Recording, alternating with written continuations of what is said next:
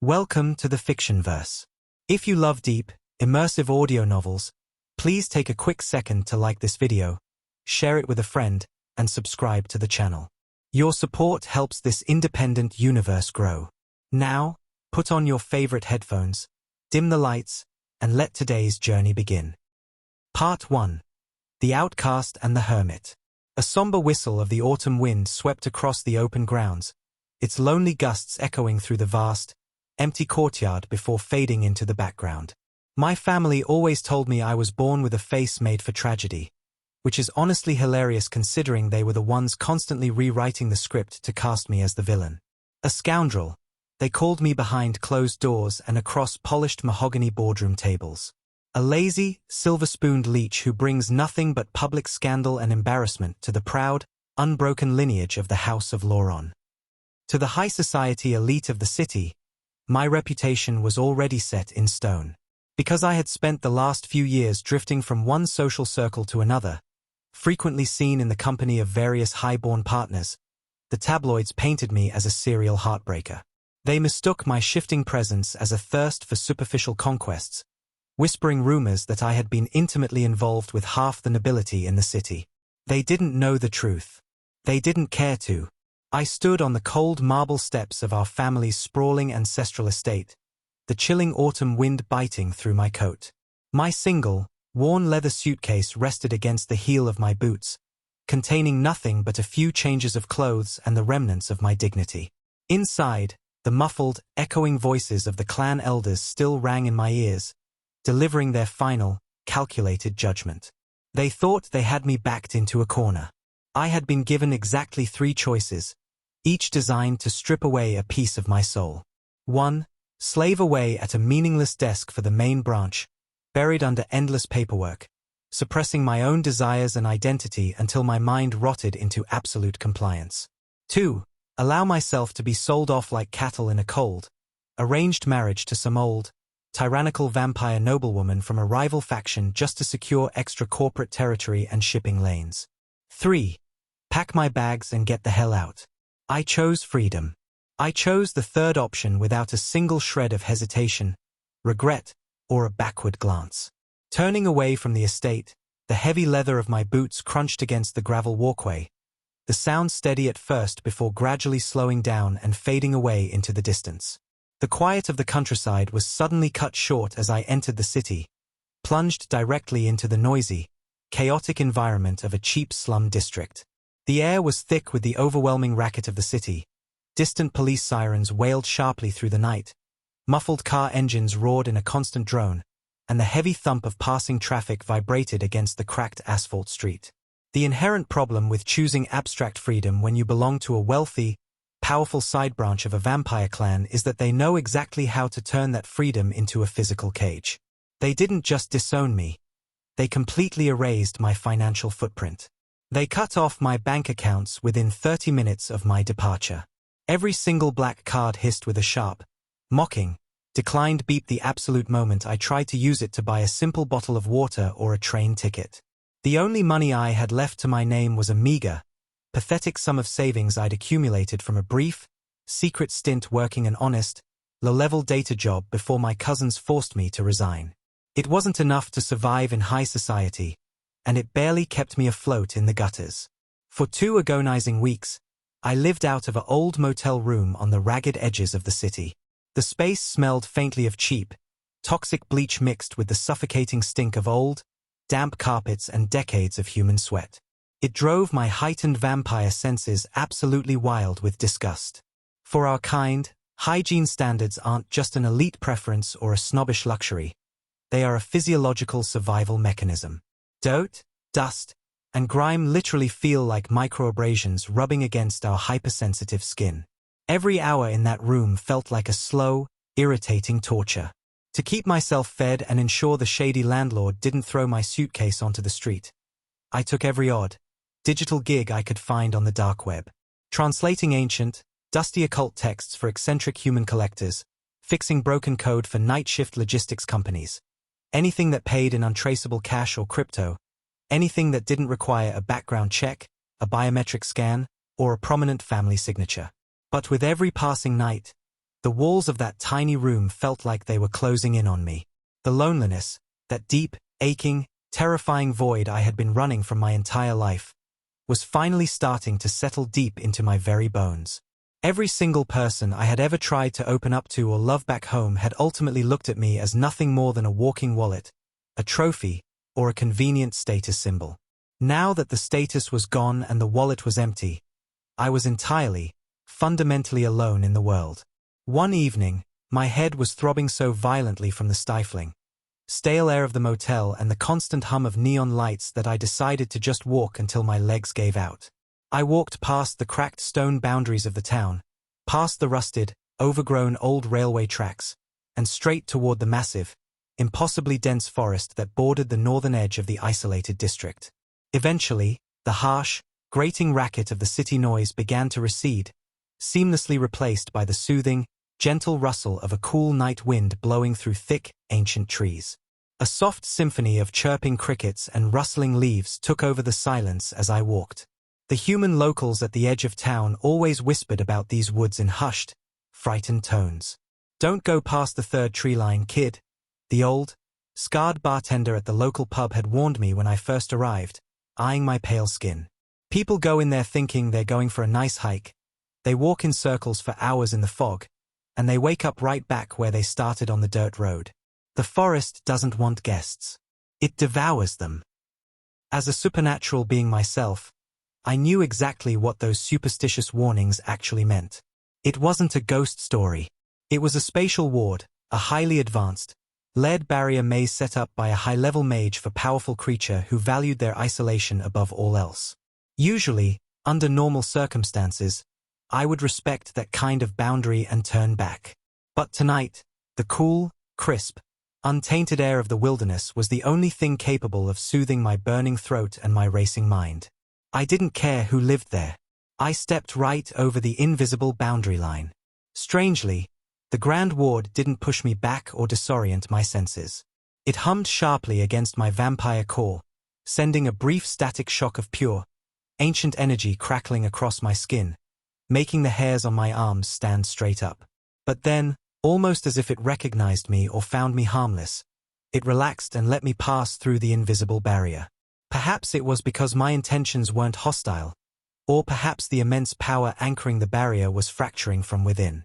I walked for what felt like miles into the deep, dark heart of the thicket, the canopy above blocking out the moonlight entirely.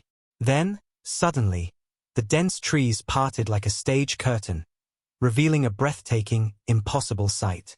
A heavy sense of awe and hidden danger seemed to hang in the air, accompanied by a soft, eerie swell of atmospheric echoing. It was a mansion, but it wasn't a modern luxury villa, nor was it a decaying, ruined heap of wood.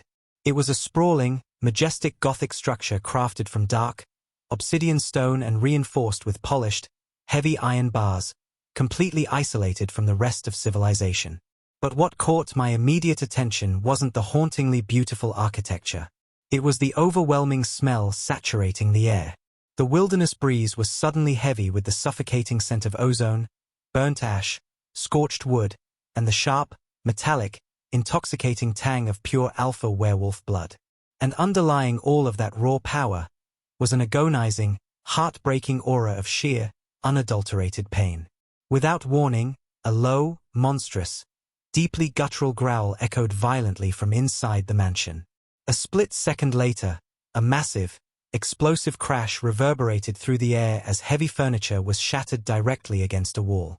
My deeply hardwired predator instincts screamed at me to run away as fast as my vampire speed could carry me. Werewolves and vampires coexisted in the modern, corporate world under strict, fragile treaties, but a feral, out-of-control wolf running on pure instinct was a completely different story. They were killing machines.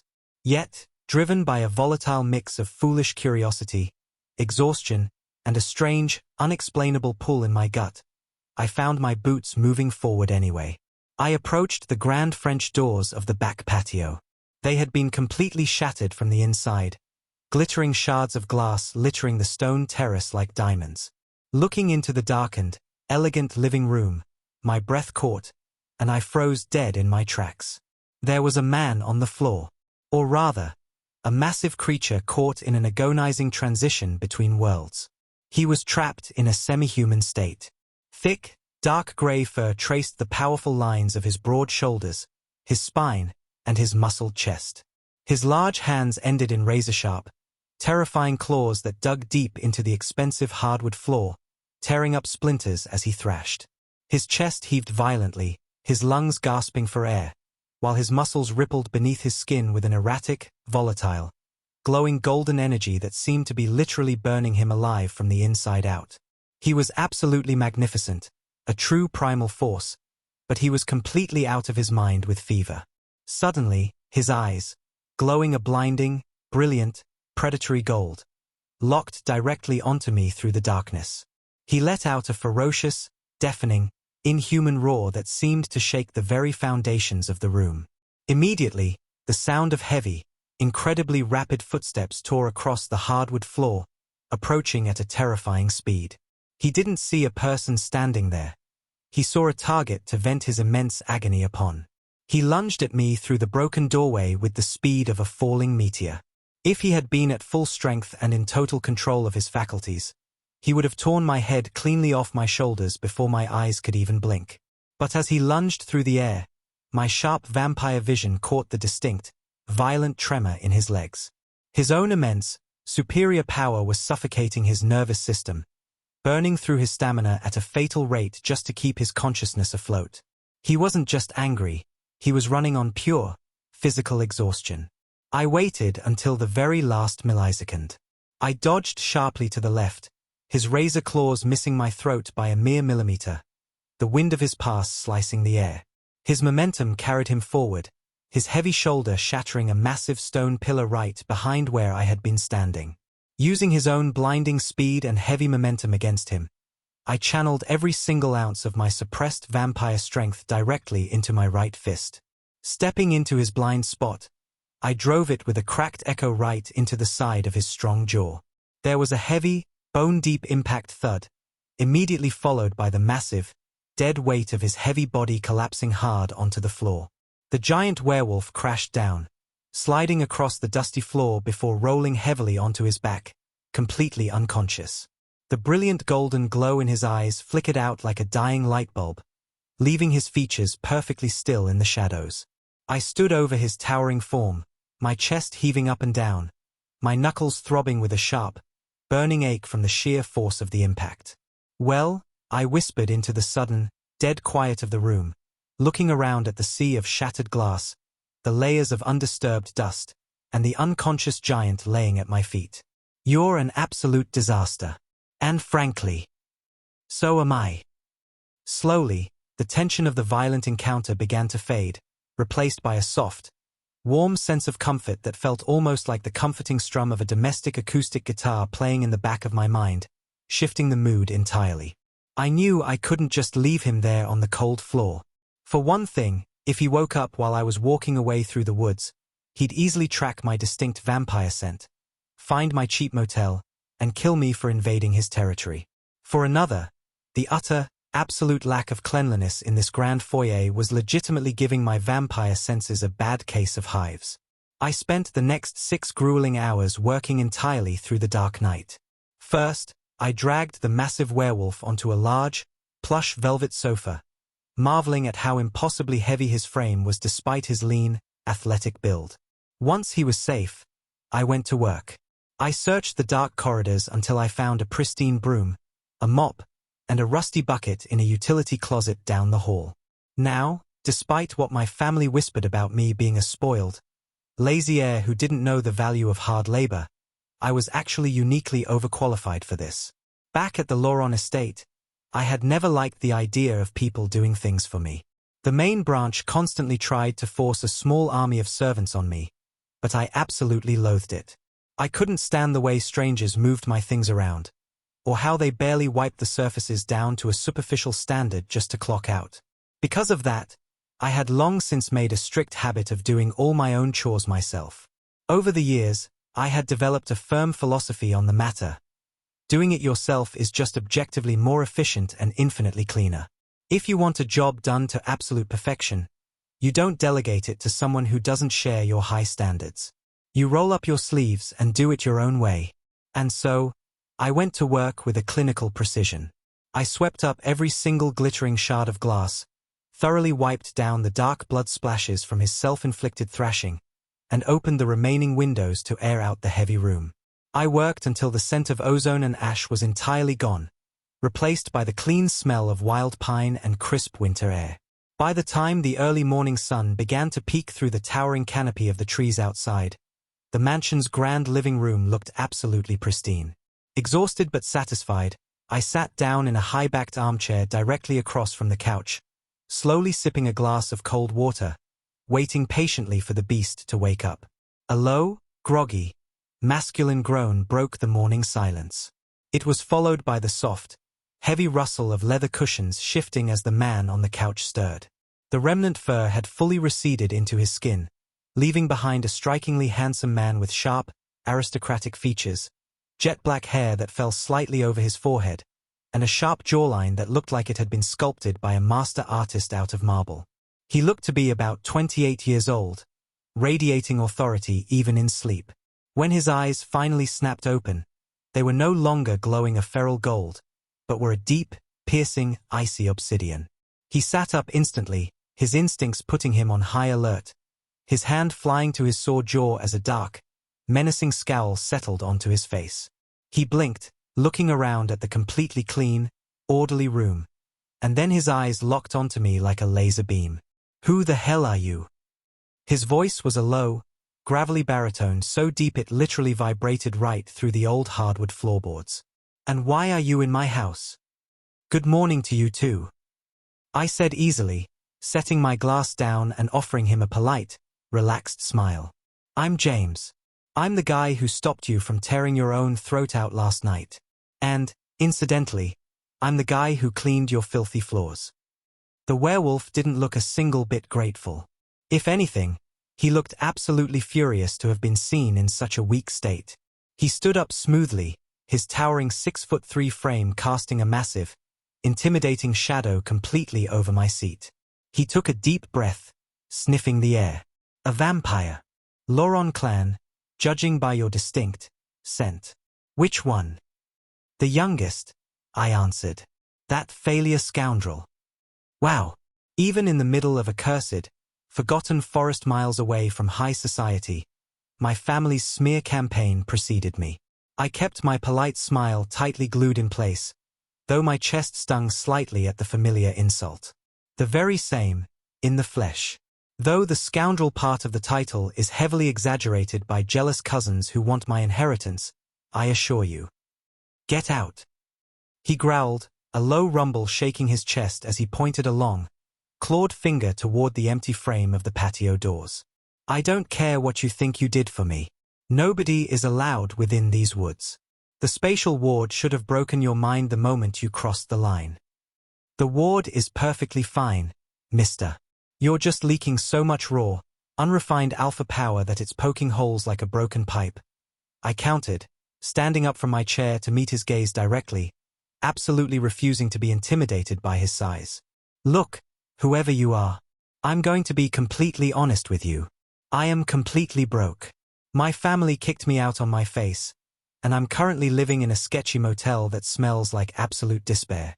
You, on the other hand, clearly have a severe medical condition where your superior power drives you into a feral, self-destructive overdrive, and you have absolutely no one here to help you snap out of it before you destroy your own home." His obsidian eyes narrowed into dangerous, lethal slits. "I don't need a keeper. And I certainly don't need help from a vampire. Your shattered stone pillars and the ruined coffee table from last night beg to differ," I pointed out smoothly, gesturing to the clean spaces where the debris used to be. "So, here is my proposal. A mutually beneficial transaction. Let me stay here in one of your empty rooms. In exchange, I will do all the cooking, all the cleaning, and meticulously maintain this massive estate. More importantly, when you have your little power relapses, I will act as your physical anchor. I'll knock you out if I have to, keep you safe from yourself, and make sure you don't wake up in a pile of your own blood and destruction. I don't like people. I don't tolerate noise," he hissed, stepping a heavy pace closer into my personal space. His intense, suffocating alpha pressure flared out of his body, an invisible weight trying to force my knees to buckle against the floor. I held my ground, tilting my head back to look him in the eye, keeping my posture straight. Perfect.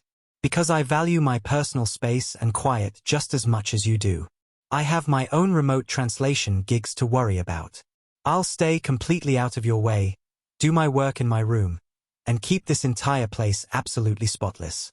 You won't even know I'm living here until you actually need me to save your life. He stayed dead silent for a long, agonizingly tense minute. His gaze traveled slowly around the grand room. For a man who claimed to hate everything and everyone, his eyes lingered on the immaculate, dust-free surfaces and the freshly polished wood. I caught it then. He was a massive, closet-clean freak, just like me. I could see the rigid tension in his shoulders ease slightly at the complete lack of clutter. 1 month, he finally barked out, turning his back to me abruptly as if annoyed with his own concession. You violate my personal space, you speak to me without an urgent cause, or you leave a single speck of dust anywhere in this house, and I will personally throw you past the tree line to the wild wolves. Understood. I bowed slightly from the waist, a genuine, deeply relieved smile breaking across my face for the first time in weeks. Crystal clear. I look forward to working with you, neighbor. Part 2. Echoes in the Quiet Mansion. Living with the werewolf was less like living with a standard roommate and more like sharing a vast, historical museum with a beautiful, brooding statue. He was a permanent fixture of the house, magnificent to look at, but carved from an icy silence that felt nearly impossible to break. True to the strict word of our business transaction, I kept the sprawling mansion absolutely immaculate.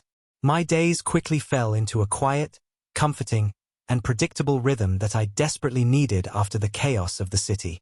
Every single morning, without fail, I would wake up long before dawn, back when the sun was still just a pale gray whisper bleeding onto the dark horizon, and begin my rounds.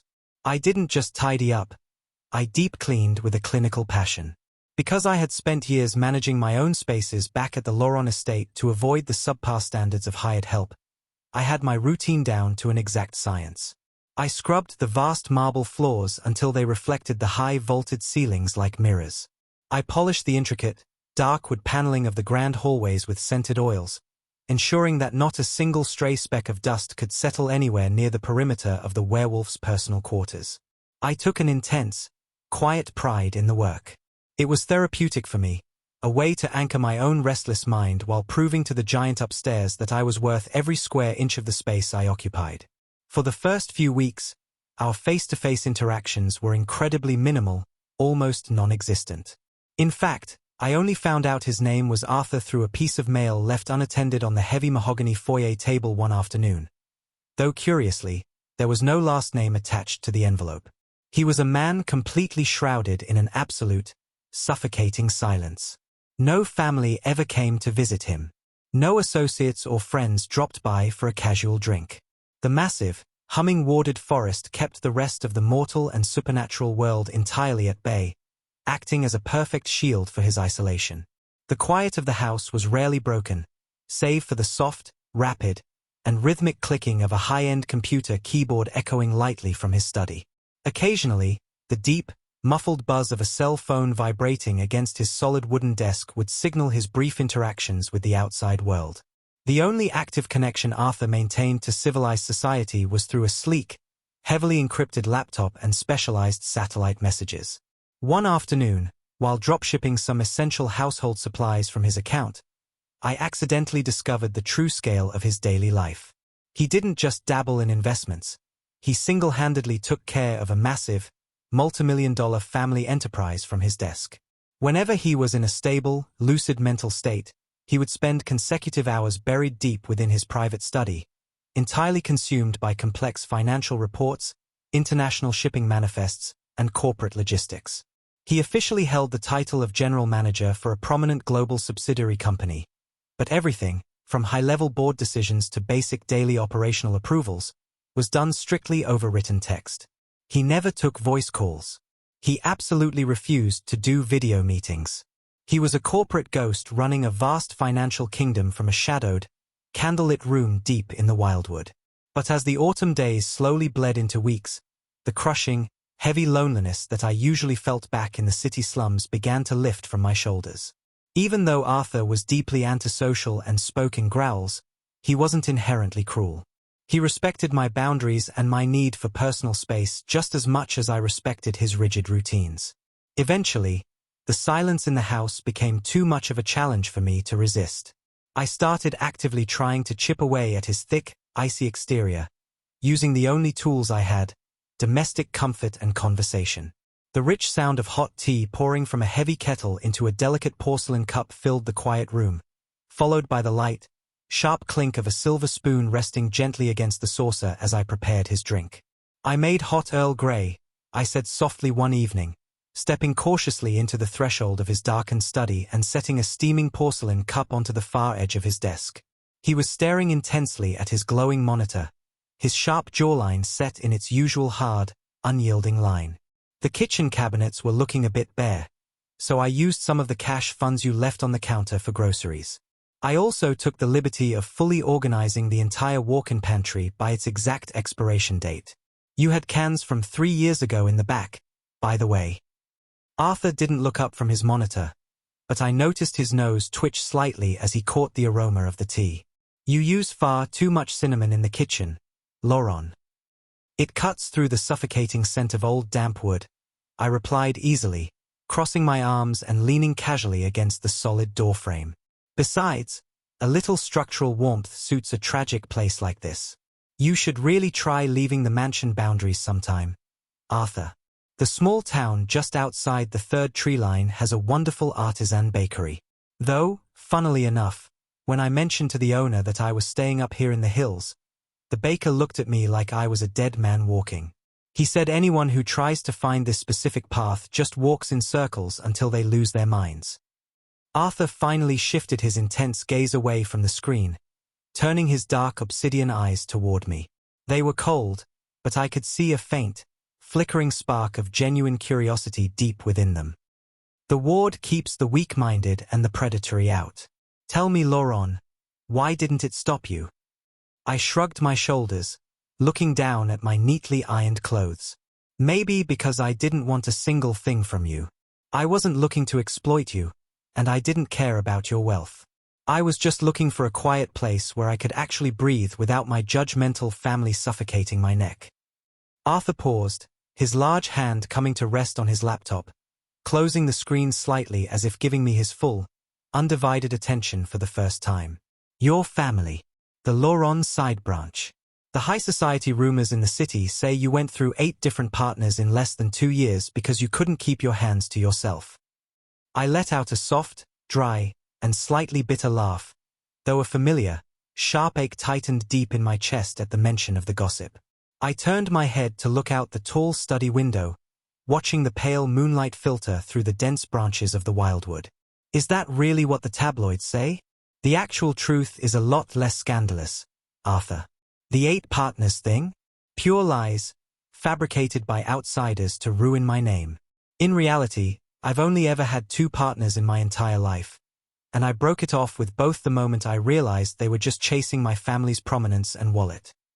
I leaned the back of my head against the hard wall, a self-deprecating, weary smile playing on my lips. But my family? They didn't bother to verify a single rumor. And the main family just needed an excuse. The moment I finally refused to enter a cold, business marriage with an old matriarch, they used those lies to save face and kicked me out onto the street. Arthur watched me in absolute, unbroken silence. The heavy, oppressive, and territorial alpha aura he usually carried around like a shield seemed to soften, just a small fraction, dissipating into the quiet room. He didn't offer me cheap sympathy. He wasn't the type of man to pass out hollow words, but he didn't mock my vulnerability either. He just listened, absorbing the weight of my words. "They are absolute fools," Arthur said quietly, his gravelly voice dropping into a deep, absolute certainty that sent a strange hum through the air. To trade a thoroughly loyal, disciplined asset for a temporary business arrangement is simply a terrible long-term strategy. It certainly wasn't a traditional romantic compliment, but coming from a strictly practical, guarded man like him, it felt like the highest form of praise. A small, unexpected warmth blossomed deep in my chest, lingering long after I left his study. As the days continued to march on, a cold, creeping tension began to settle over the estate, hanging in the air like low, ominous, and vibrating cello notes playing softly in the background, instantly shifting the mood away from our peaceful domesticity. My own private financial situation started getting dangerously tight. The odd, meticulous translating gigs I managed to secure online were barely bringing in enough funds to cover my personal expenses, medical hygiene supplies, and independent needs. One afternoon, while wiping down the long, polished mahogany dining table, I casually mentioned the digital market dip to Arthur, mostly just to spark a conversation and hear his voice. The global market for old occult manuscript translation is completely dying out. I sighed, adjusting the silver cuffs of my shirt. I might need to start looking for a night shift archiving job down in the city center just to keep up with my expenses. Arthur stopped dead in his tracks across the room. He turned around slowly, scanning my face with an intense, unblinking scrutiny before asking, "What exactly did you do when you worked for your family's business before you resigned?" "Logistics, data analytics, and supply chain auditing," I replied, blinking in surprise at his sudden interest. "I spent 2 full years entirely organizing their regional distribution ledgers, tracking missing shipments, and cleaning up their messy data. I actually liked working with the numbers. I just absolutely hated the toxic corporate environment." Arthur didn't say another single word. He simply turned and walked away. But the very next morning, when I walked into the dining room, a thick, heavy stack of printed financial ledgers was sitting precisely at my seat. On top of the papers was a small sticky note written in a sharp, precise, and aggressively masculine handwriting. "Audit these. Spot the internal discrepancies. I will pay you double the city standard rate." He wasn't just throwing charity at me. He was giving me a real, highly specialized job. A way to stay right here in the mansion, completely safe, useful, and financially independent from my clan. My heart did a strange, erratic, and violent flutter against my ribs as I stared at the note. I realized right then, with a wave of mild panic, that my feelings toward this strange, reclusive werewolf were rapidly shifting into something I couldn't quite name or control yet. Quick reminder to our listeners.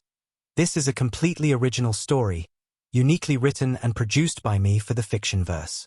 If you are enjoying James and Arthur's journey, make sure to leave a comment below letting me know your favorite moment so far. Now, let's return to the mansion. But, before I could even begin to logically process those terrifying new feelings, the fragile peace we had built over the month completely shattered into pieces.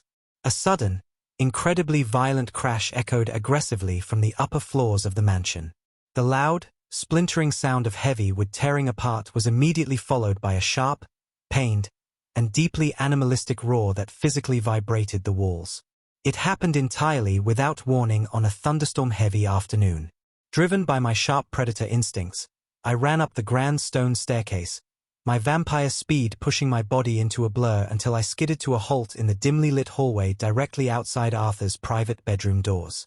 The air in the corridor was thick, suffocatingly hot, and heavily saturated with an overwhelming, intoxicating scent of pure, aggressive, and wild alpha pheromones. It was completely different from his standard power relapse. The sheer heat radiating through the thick wood of the door was intense, and the agonizing growls tearing from inside his throat weren't just angry. They were desperate, primal, and heavy with a deep, unbearable physical ache. I threw my weight against the frame, pushing the grand door open. The master bedroom was in absolute, chaotic ruins. The heavy, expensive velvet curtains had been violently torn down from the ceilings, and Arthur was on his knees in the center of the wreckage, his massive claws digging deep into the fabric of his mattress, tearing it to shreds. His pale skin was flushing a deep, feverish, and dangerous red, and his eyes weren't just glowing their usual gold. They were completely bloodshot, wild with fever, and they locked onto my form with a terrifying, predatory hunger that made my instincts scream. His rapid, heavy, and ragged animalistic breathing filled the entire space, heavy with utter exhaustion. "Arthur!" I shouted over the noise, stepping cautiously into the room, my hands raised out in front of me in a non-threatening gesture. Arthur, look at me. It's James. Focus on my voice. Arthur didn't answer me with words. With a ferocious, deafening roar that shook the entire room, he lunged straight across the distance and tackled me to the floor, the heavy, bone-crushing impact echoing through the house as our supernatural bodies crashed violently together. He wasn't trying to hold back his immense strength anymore. The primal, ancient beast inside his DNA had taken the wheel entirely. To protect my own ribs from being completely crushed and torn to shreds, I had absolutely no choice but to throw away my reservations and fight back with everything I had. What followed was a brutal, desperate, and exhausting struggle for survival. I used every single ounce of my quick vampire speed to dodge his lethal, sweeping claws, throwing heavy counterpunches and grappling with his massive frame across the ruined floor of the bedroom. We smashed hard into the stone fireplace, sending us flying into the air, overturned a heavy oak dresser that shattered on impact, and tore completely through the remaining furniture. Every single block, every strike I absorbed sent a shocking, vibrating tremor right through the bones of my arms. He was incredibly, impossibly strong, but I had the advantage of agility and a sober mind. The room finally grew heavy with our grating, ragged, and labored breathing. We gasped for air from sheer, total physical exhaustion. The sounds of two apex predators winded from the fight. We traded brutal, defensive blows for what felt like hours in the dark, desperately wrestling for physical dominance until both of our supernatural bodies were entirely drained of their energy reserves. Our rapid movements slowed down to a crawl, our breathing coming in ragged, painful gasps as the pure physical exhaustion finally sapped our power, leaving us both trembling, weak, and bruised on the floor. As we finally collapsed onto the remains of the mattress in a tangled, heavy heap of limbs, Arthur managed to use his superior weight to pin my arms above my head, twisting his large, powerful body directly over mine. His chest was heaving, his ragged breath hitching sharply against the skin of my neck, his elongated fangs directly grazing the highly sensitive skin right over my pulsing jugular. "Get out!" Arthur choked out from the depths of his chest, his deep voice cracking with an intense agony, a massive war raging in his obsidian eyes between his human consciousness and his primal instincts. "James! You need to run, right now. It's not just the power relapse. It's the blood heat. The alpha rut." My breath completely caught in my throat, my heart stopping for a beat. A superior alpha werewolf's rut. It wasn't just a simple temporary loss of behavioral control. It was a physical, hormonal madness that completely demanded a compatible mate to stabilize the system. And because Arthur was born a genetically superior alpha, his hormonal cycle was amplified tenfold compared to a normal wolf. I realized then, with a flash of guilt, why he had been acting so incredibly strange, irritable, and distant for the past few days leading up to this afternoon. I had completely misread the biological signs. I looked up at him through the shadows. His massive, corded muscles were visibly trembling and shaking from the sheer, agonizing effort of trying not to drive his fangs into my throat. He was completely at my mercy, desperately trying to force his own body to pull away from me, yet his primal instincts were betraying his willpower. I knew I was a strong, capable vampire, but against a superior alpha in the peak of a hormonal phase, I was physically outmatched in the long run. I couldn't overpower him, and I certainly couldn't beat him out of a biological cycle. And as I looked up into his pained, shockingly beautiful face, a profound realization hit me like a physical wave. I didn't want to hurt him. I didn't want to run away from him. I cared about this brooding, broken man. Far more than a temporary landlord, and far more than a corporate boss. "Arthur!" I whispered, my voice remarkably steady, calm, and grounded despite the chaotic, suffocating heat flooding the entire bedroom. "Stop fighting your own body. Stop fighting it." He froze instantly, his wild golden eyes widening with absolute shock as my words registered. You don't understand what you're saying, Lauren. I will ruin you." "I know exactly what I'm saying," I said softly, unlocking my hands as his grip relaxed. I reached up with my free fingers, gently and warmly framing his feverish, sweat-drenched face, forcing him to look into my calm eyes. "You've been helping me stay independent here. Let me help you anchor this storm. Just trust me, Arthur." Using his momentary shock and hesitation to my advantage, I managed to swiftly twist our physical positions on the mattress, rolling his heavy frame over so that I was sitting directly over his waist, using my own vampire weight to hold him down against the sheets. It was an act completely against raw werewolf nature. The alpha was always evolutionary hardwired to be dominant, but in his completely exhausted, feverish, and emotionally overwhelmed state, Arthur let out a low, deeply submissive growl from his chest. His beautiful eyes locked onto mine with absolute surrender as the primal heat completely consumed us both until the storm outside finally passed. Part 3. Breaking the Cage. Despite the fact that I was the one occupying the traditionally dominant position, physically holding down a raging, feverish superior alpha, our highly experimental, desperate approach actually worked. As the grueling hours slowly bled into the dark night, Arthur's severe, volatile phase finally passed its peak, his breathing stabilizing into a deep, rhythmic slumber. Werewolves are traditionally, evolutionarily, and biologically hardwired to be on the strictly dominant side during their hormonal cycles, so I honestly had not expected my gamble to work at all. It was a complete anomaly in supernatural biology, a testament to how deeply our energies had already begun to intertwine. The next morning, the bright sun cut through the tall windows of the master bedroom, and Arthur woke up completely back to his normal, lucid self. The soft, heavy rustling of cotton bedsheets shifting broke the quiet as we moved, followed immediately by a profound, heavy, and thick silence that filled the entire room. A profound, undeniable shift happened between the two of us after that intense night. The very air inside the grand Gothic mansion felt different. Thicker, more emotionally charged, yet laced with a deep, quiet intimacy that neither of us could ignore. Strangely, Arthur didn't mention a single thing about what had transpired between us on the mattress. He didn't bring it up during breakfast, and out of respect for his immense alpha pride and fiercely guarded nature, I didn't press him for answers or explanations. But his actions spoke much louder than any words ever could. Arthur was somehow able to keep his volatile, destructive powers under absolute, perfect control for quite a while after that night.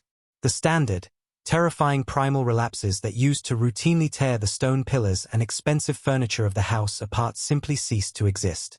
We began spending a massive amount of our time in each other's direct company. We shared quiet, home-cooked dinners by the fireplace, and we worked through his complex corporate financial ledgers side by side at the large study desk.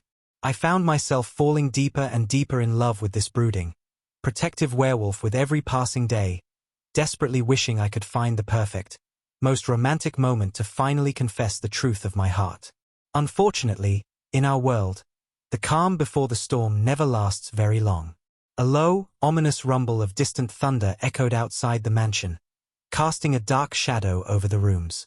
Inside, the heavy, restless, and rhythmic pacing of boots back and forth across the hardwood floor signaled that the temporary peace was coming to an end.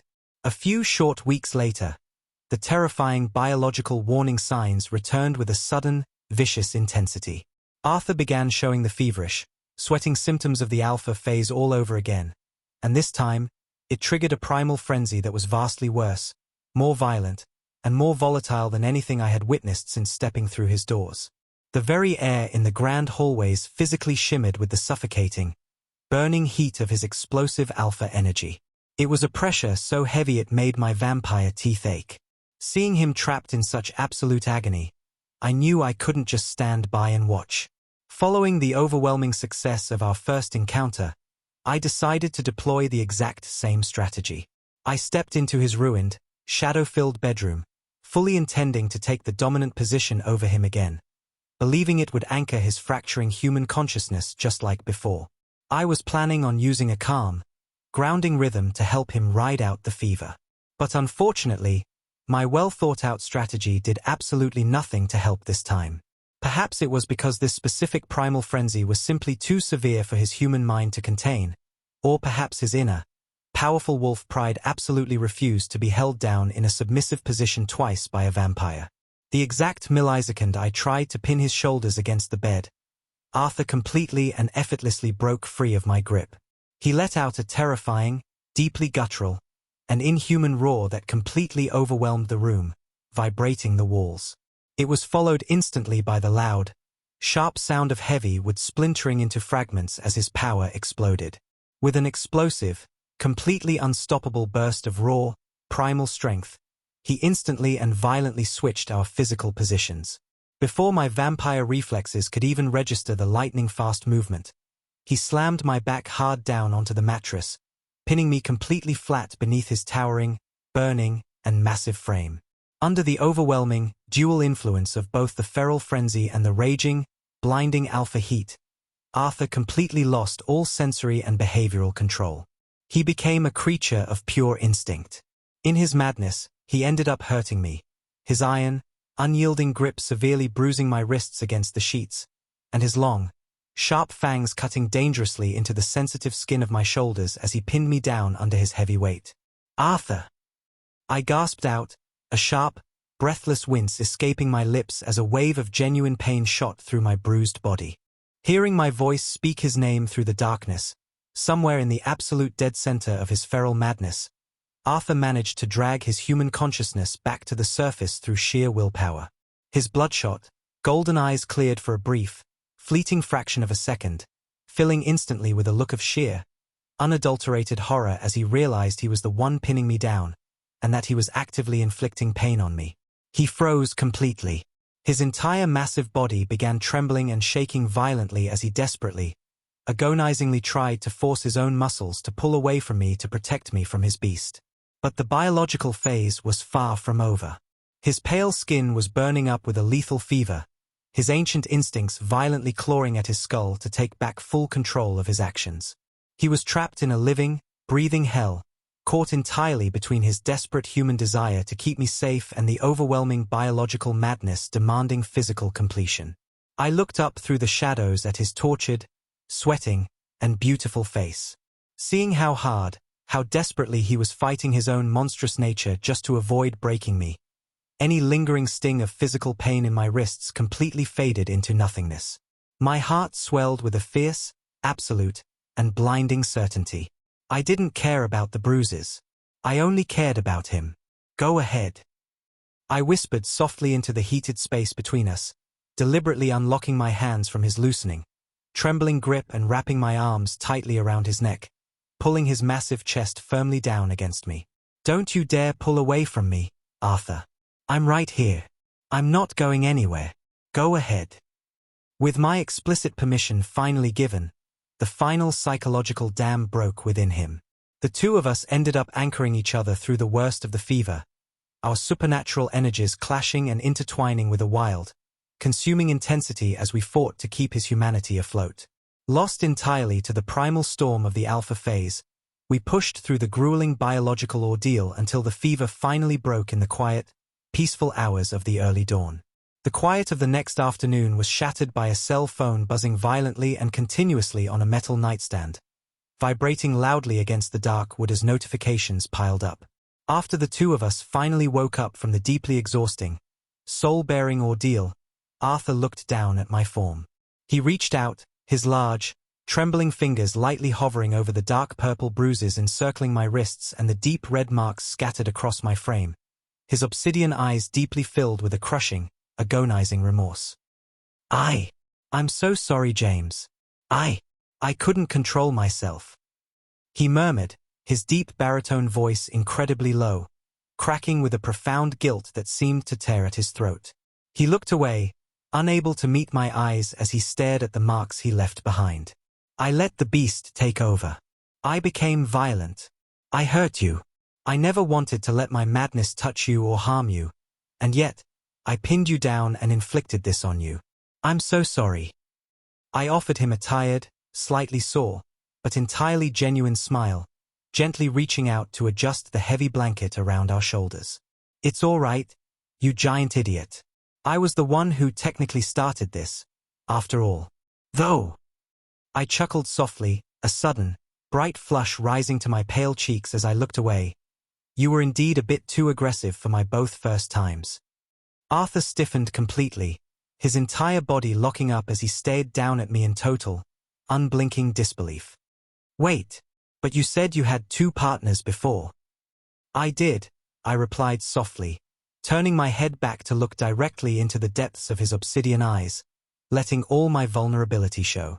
But those relationships never went this far. We broke up long before that.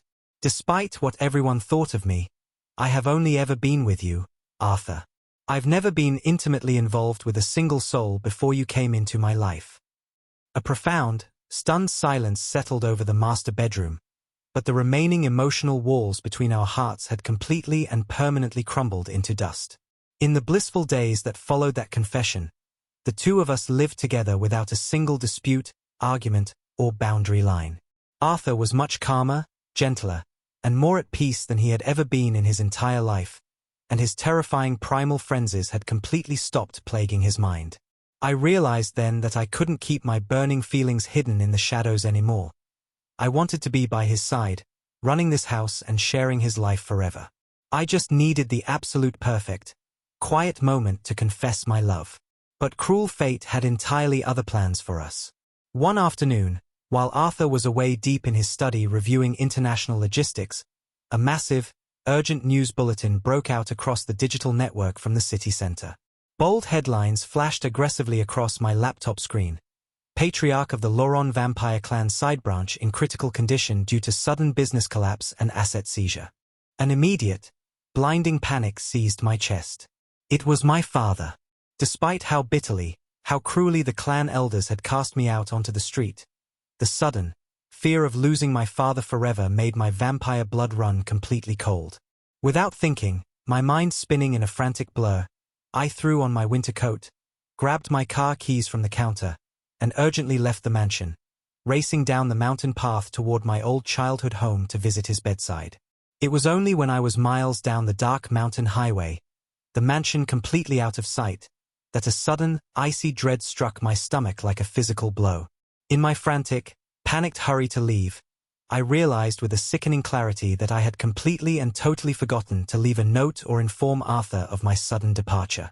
And because the 2 of us had lived in such constant, absolute proximity inside the same house and always spoke face to face, we had completely, stupidly forgotten to ever exchange our actual phone numbers or digital contact info. I had left him in a total, echoing silence, disappearing into thin air with absolutely no way for him to call me, track me, or find out where I was. Part 4. The Heir's Ultimatum and the Werewolf's Vow. The panic that had gripped my chest during the entire drive to the city turned into absolute disbelief the moment I stepped through the front doors of my family's estate. My father was not on his deathbed. He was sitting in his favorite leather armchair by the fire, sipping tea and nursing nothing more than a mild seasonal fever. The soft clinking of his teacup against the saucer followed his heavy sigh as he looked up at me.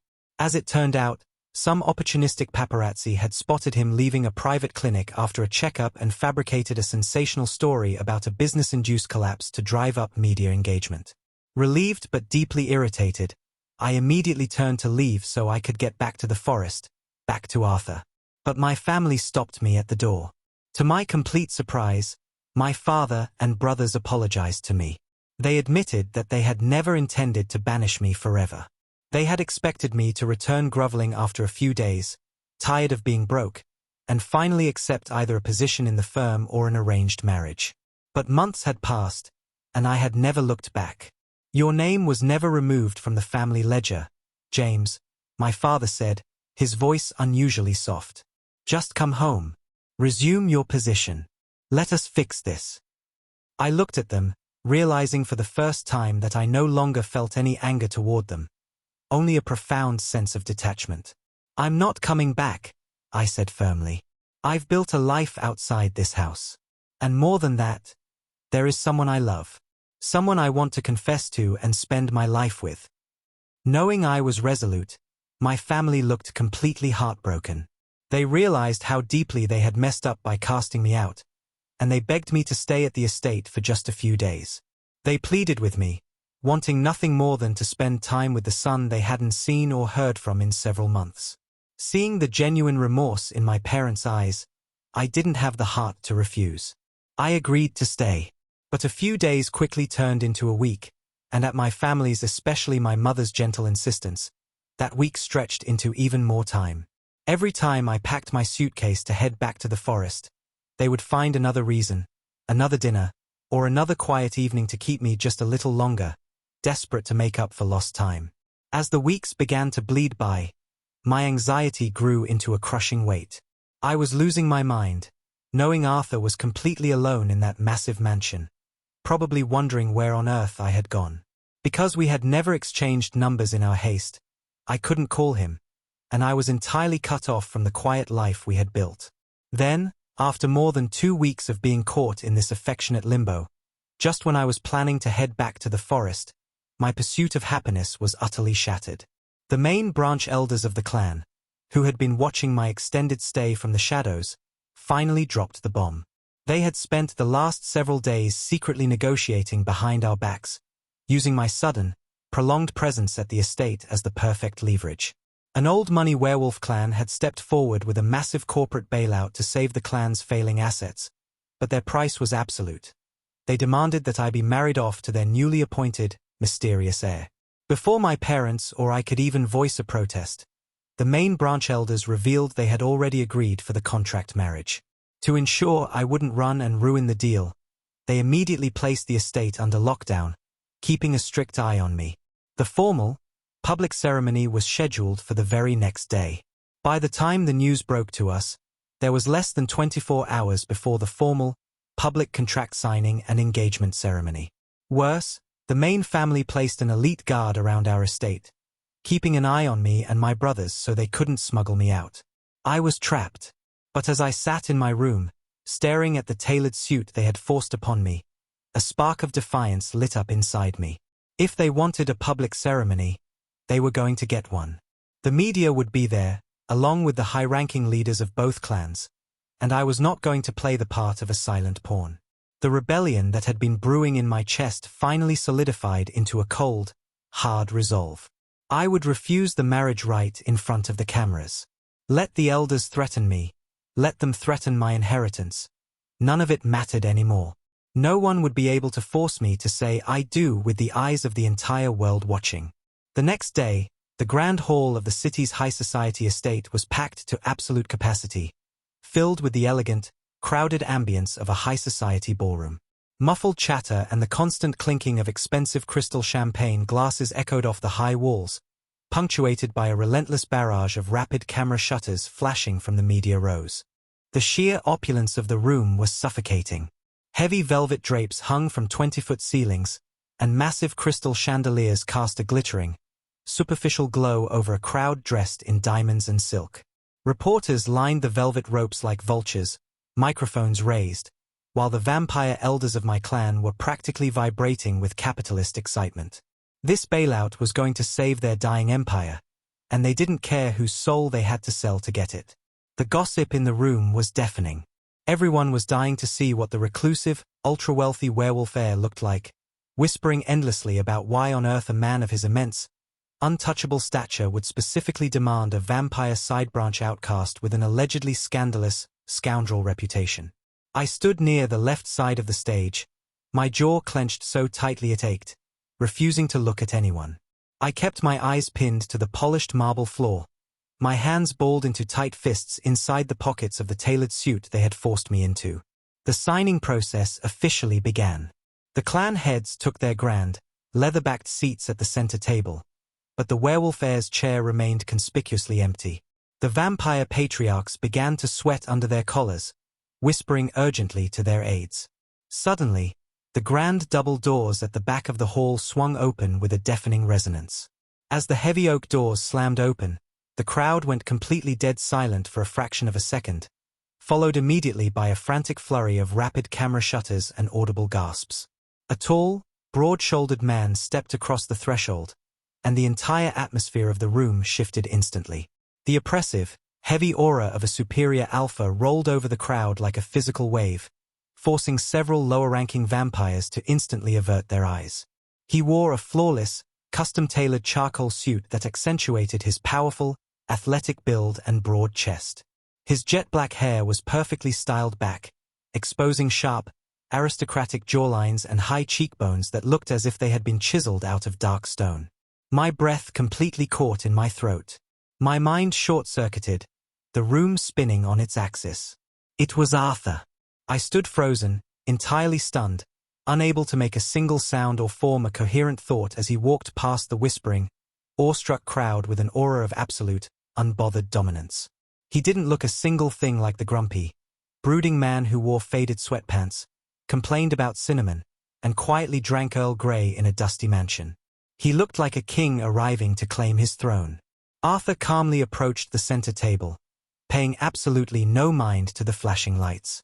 He sat down, picked up a fountain pen, and signed the business ledger with a few swift, decisive strokes.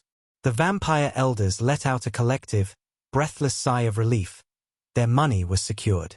But instead of leaving, Arthur stood up, stepped directly to the microphone at the center of the stage, and adjusted it.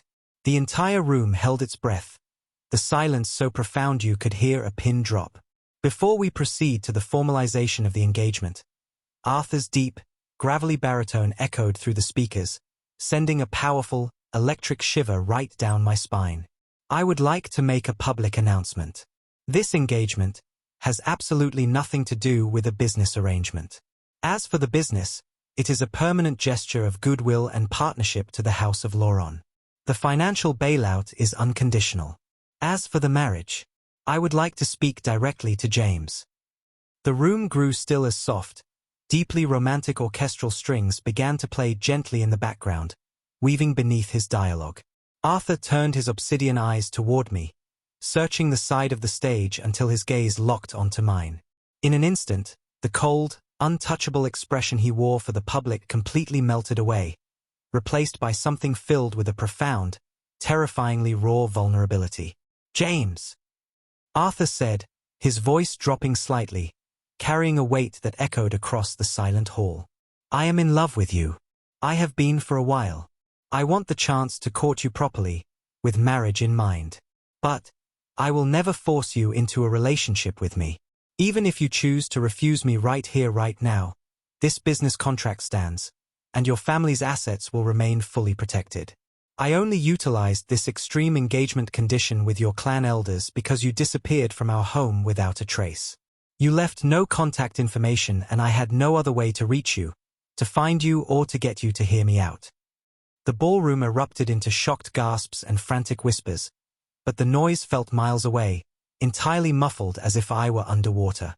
My heart was pounding so hard against my ribs I could hear it in my ears. The missing pieces of the puzzle suddenly locked into place with a blinding clarity. The week of silence, his sudden appearance. He hadn't tracked me down to punish me. He had come to find me. A fierce, bubbling joy broke through my anxiety. I stepped out from the shadows of the stage, stepping directly into the spotlight. I grabbed a wireless microphone from a nearby presentation stand, completely ignoring the flashing cameras and the panicked looks on my elders' faces. "You absolute idiot," I said, a breathless, emotional laugh escaping my lips, my eyes stinging with sudden tears. "I didn't run away from you. I saw a fake media report that my father was in critical condition, and I rushed out of the house in such a blind panic that I forgot to leave you a note. We never exchanged phone numbers because we were always together in the same house. When I tried to come back after a few days, the main family elders locked me down, extended my stay, and eventually forced me into this room today." I took a deep, steadying breath, walking right out onto the center stage, looking directly into his obsidian eyes, letting all the love I had been harboring over those quiet weeks fill my voice. I was actually planning on refusing this entire arrangement in front of everyone, running right back to the warded forest, and confessing to you today. So, yes, Arthur. I accept. I love you too. A massive, deafening roar of applause and cheers instantly erupted from the crowd, the camera shutters exploding like a barrage of fireworks around us. The stiff, corporate contract signing instantly dissolved into our actual engagement party. Right there, in front of the high society media, Arthur walked down the stage steps, his gaze never leaving mine. He pulled a velvet box from his jacket, slipped a stunning, heavy ring onto my finger, and wrapped his powerful arms around my waist, pulling me into a fierce, deeply protective embrace. Part 5. Arthur point of view. From the day I was born, my life was defined by a single word: monster. I was born as a superior alpha, a rare genetic anomaly possessed of a strength and primal power so massive that my own physical body could barely contain it. When I was a young child, people respected and feared me. But as I hit my teenage years, the volatile energy inside me began to trigger severe, uncontrollable frenzies. During those terrifying relapses, I lost my mind entirely. The beast took the wheel, destroying everything in sight and hurting anyone who dared come near me. Soon, the respect turned into raw, unadulterated terror. The media stopped talking about my existence. My family, though they claimed to care for me, slowly distanced themselves for their own safety, treating me like a walking time bomb. I became a ghost in my own lineage. Realizing I could never maintain a normal life or exist around civilized society, I locked myself away in the ancient, abandoned mansion deep within the wildwood. I hired an incredibly powerful mage to cast a permanent spatial barrier around the forest so no living soul could ever set foot near me. No servants, no family, no anyone. I ran my family's multimillion-dollar business subsidiaries from a laptop in a darkened study, communicating strictly through cold text and formal emails. I was completely, utterly alone, waiting for the inevitable day my own volatile power would finally burn me alive from the inside out. Until he stepped through my broken doors. A heavy, flesh-and-bone impact thud echoed through the grand foyer, marking the exact moment my isolation shattered. I had been in the middle of a catastrophic primal relapse, completely consumed by agony and tearing my own skin apart, when a vampire, a total stranger with bright, completely fearless eyes, dodged my lethal claws and knocked me out cold with a single, perfectly placed punch to my jaw. When I woke up, the mansion wasn't ruined. It was immaculate. It smelled of fresh pine, clean floors, and crisp air. The vampire, James, didn't look at me with the familiar terror I had grown used to. He didn't see a monster. He looked at me, smiled an easygoing smile, and offered a practical deal. A place for him to stay in exchange for house chores and helping me anchor my feral states. I didn't want to get involved with anyone. I hated people. I hated noise. And I knew his terrible reputation back in the city as a scoundrel. But as the weeks passed, I found myself unknowingly starting to notice the vampire. I started to listen to his cheerful voice as he hummed down the hallways. I noticed how meticulously clean he kept everything, valuing order just as much as I did. I even found myself asking about his past, drawn to him despite my icy exterior. When he told me the truth about his family, how he had been used, lied to, and labeled a scoundrel just because he was looking for a genuine connection and true love, something dark, possessive, and fiercely protective flared up deep in my chest. He wasn't a failure. He was the most genuine, loyal soul I had ever met, and his family were absolute fools for letting him go. Then, my first blood heat cycle hit. My rut. My own ragged, heavy breathing filled the bedroom, a sound dark with the desperation of a wolf about to lose control. I tried to force him to run. I screamed at him to leave because I was utterly terrified. I would tear him apart in my madness. But James didn't run. He stayed and fought me defensively, trading brutal blows with me until both of our supernatural energies were completely exhausted. And when I finally pinned him, weak, trembling, and fighting my own fangs, he looked up at me with absolute trust and told me to stop fighting it. We ended up sharing a bed due to my sudden, overwhelming rut. It went against everything I knew about my own violent nature. But somehow, the very next day, I woke up and was indeed able to maintain perfect control over myself. My volatile power had completely stabilized. I couldn't understand it. I was a man who despised the idea of getting involved with anyone, yet I did not dislike what had happened between us at all. It confused me deeply, leaving me quiet and distant for days as I tried to process this massive internal shift. Until the next time it happened. When the double storm of my frenzy and rut hit again a few weeks later, it was vastly worse than before. After breaking free from his attempt to ground me, the primal beast took over completely. I pinned him down, bruising his wrists and tearing his skin, almost seriously hurting the only person in the world who acted completely normally with me. In the middle of that feral madness, The sheer terror of harming him snapped something deep inside my psyche. I desperately did not want to hurt that person. By a sheer, agonizing force of will, I was somehow able to drag my human consciousness back to the surface. But the heat wasn't over. When he looked up at my tortured face, unlocked his hands, and told me to go ahead, the storm completely consumed us both until dawn. The next day, after the fog finally cleared, the guilt was eating me alive. I looked at the marks on his skin and immediately apologized to James for being so rough on him. But his response shattered everything I thought I knew. He laughed it off, blushing beautifully, and revealed that despite his massive reputation as a scoundrel, he had been entirely untouched. After that conversation, I spent a long time quietly reflecting on our situation in my study. I turned our encounters over and over in my mind, replaying the way he had stepped into my isolated world without fear, the way he had anchored me, and how desperately my own mind had fought to wake up mid-frenzy just to keep him from harm. Piece by piece, it all began to click. It wasn't a biological fluke or a temporary arrangement. The overwhelming urge to protect this person at all costs came from somewhere much deeper. By looking back at everything we had shared, I finally understood why I hadn't hated the idea of us being together from the very start. It was because I had fallen deeply, irrevocably in love with him, my beautiful vampire keeper. I realized that to keep James safe, to ensure I would never inflict that kind of pain on him again, I had to master my powers. The fierce, undeniable need to shield him from danger, even from my own inner beast, became my ultimate anchor. By holding on to that protective clarity, my frenzies completely stopped after that.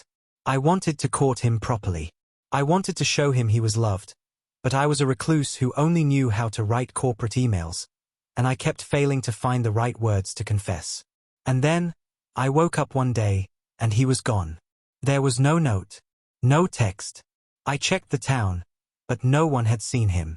Because we lived together in constant proximity, we had never even exchanged phone numbers.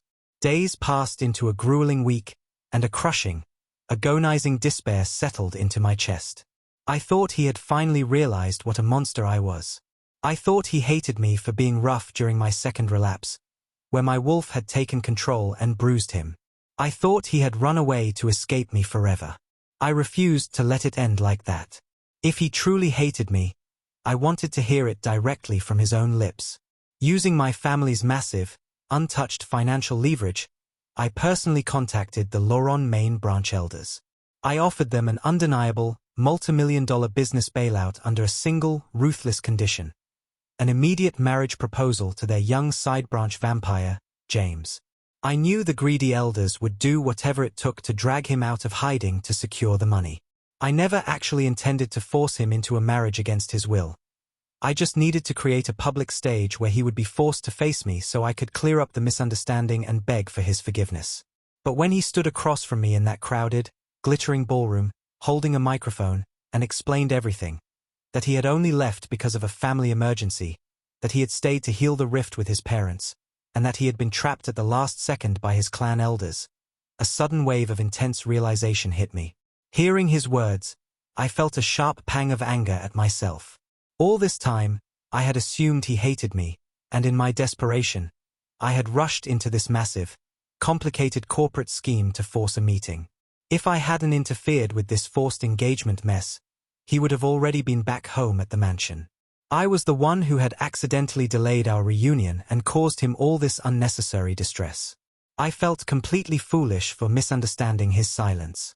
Yet, as James looked directly into my eyes and declared in front of the entire world and the flashing cameras that he loved me back, any lingering anger I felt toward myself completely melted away. The last remaining shadows of my lonely past vanished into nothingness. A bright, triumphant orchestral arrangement rose in the grand hall, full of sweeping joy that resonated through the celebrating crowd. We held our formal engagement right there in the grand ballroom, turning a cold, calculated business arrangement into the happiest moment of my life. Once the chaos of the media, the reporters, and the stunned clan elders finally settled down, we left the crowded city behind and went back to the mansion that very night. It wasn't a place of quiet, miserable isolation anymore. It was our home. With every single misunderstanding cleared, we finally began to date properly. We took our time, without any rush, learning every single beautiful detail about each other's lives, sharing coffee in the mornings and working side by side in the evenings. The day we finally got married, standing beneath the towering, ancient trees of the wildwood with our friends and his supportive parents watching, I looked at him and knew I was the happiest man alive. The monster had finally found his permanent anchor, his true love, and his beautiful forever. Thank you so much for listening to James and Arthur's story on the Fictionverse. Every single story on this channel is written and engineered entirely by me, and your support means the world. If you want to discover what new stories drop next in the verse, don't forget to smash that like button, share this story, and subscribe with notifications turned on. Until next time, stay cozy and take care.